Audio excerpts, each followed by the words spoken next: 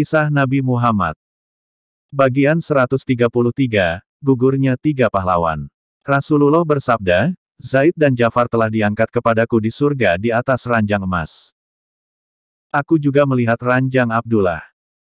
Tetapi agak miring dibanding ranjang kedua temannya. Mengapa ya Rasulullah?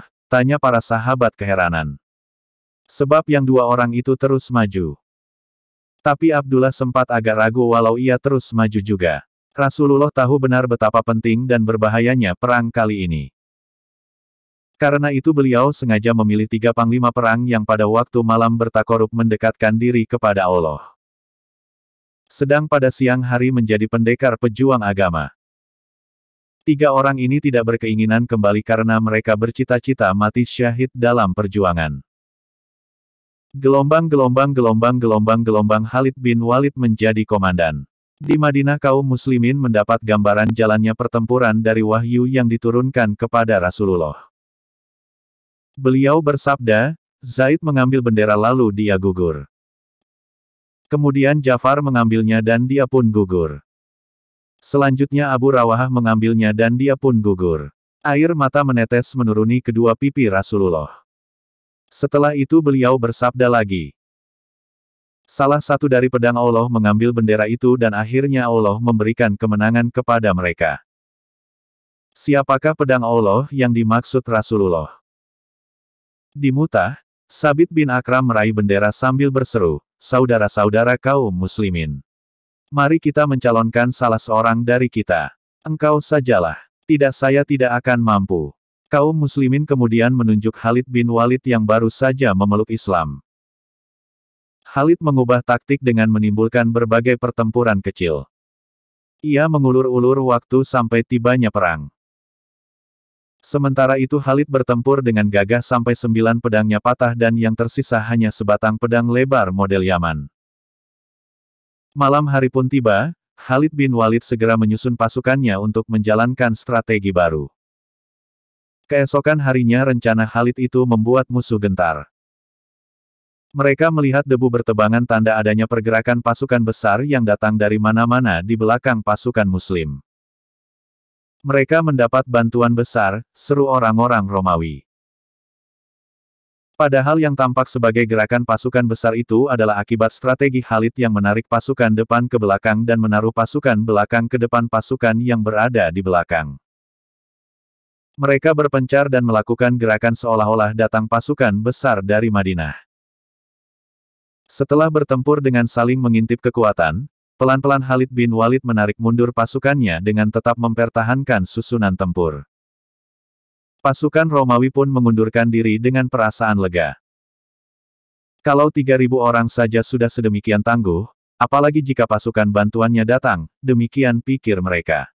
Gelombang dampak pertempuran Mu'tah. Sementara itu rasa haru memenuhi hati Rasulullah karena gugurnya ketiga panglima muslim. Mereka pergi ke rumah Ja'far dan melihat istrinya Asma bin Umair sedang membuat adonan roti sementara itu anak-anaknya sudah dimandikan, diminyaki dan dibersihkan. Saat itu Asma belum tahu nasib yang menimpa suaminya. Rasulullah memeluk dan mencium anak-anak Ja'far dengan air mata berlinang. Ya Rasulullah, demi ayah bundaku, tanya Asma gelisah. Mengapa Anda menangis? Apakah ada hal-hal yang menimpa Ja'far dan kawan-kawan? Ya, hari ini mereka gugur, jawab Rasulullah dengan air mata yang terus bergulir membasahi pipinya. Maka menangislah Asma, begitu sedih sehingga para wanita berdatangan menghiburnya. Rasulullah pulang dan berkata kepada para istrinya, keluarga Ja'far jangan dilupakan buatkan makanan untuk mereka. Mereka sekarang dalam kesusahan. Kemudian ketika dilihatnya putri Zaid bin Haritsah datang, beliau membelainya sampai menangis. Ketika para sahabat bertanya, mengapa Rasulullah menangisi para syuhada yang masuk surga? Rasulullah menjawab bahwa itu adalah air mata seseorang yang kehilangan sahabatnya. Di Madinah orang-orang tidak menyetujui penarikan mundur itu. Pasukan Khalid pun dicemooh, hai orang-orang pelarian. Kamu lari dari jalan Allah. Namun Rasulullah bersabda, mereka bukan pelarian melainkan orang-orang yang akan tampil kembali, insya Allah. Sementara itu pertempuran Mu'tah telah menimbulkan rasa kagum yang luar biasa di kalangan suku-suku Arab kepada kaum muslimin. Selama ini, mereka menganggap siapapun yang berniat memusuhi Romawi sama saja dengan mencari mati.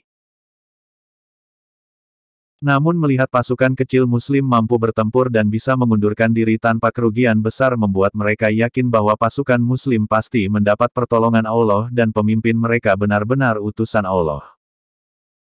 Maka berbondong-bondonglah Bani Sulaim, Asya, Gafatan, Fazarah, dan lainnya masuk Islam. Padahal sebelumnya mereka sangat keras memusuhi Islam. Rasulullah amat prihatin dengan anak-anak Ja'far karena beliau penyayang anak-anak dan sering memberi mereka nasihat. Diriwayatkan oleh Ibnu Sunni dari Abu Hurairah bahwa Rasulullah pernah menasehati seorang anak yang sedang berjalan dengan ayahnya, "Ingatlah kamu jangan berjalan di depannya, dan kamu jangan melakukan perbuatan yang dapat membuatnya mengumpatmu karena marah. Dan kamu jangan duduk sebelum ia duduk, dan kamu jangan panggil ia dengan namanya." Bersambung bagian 134.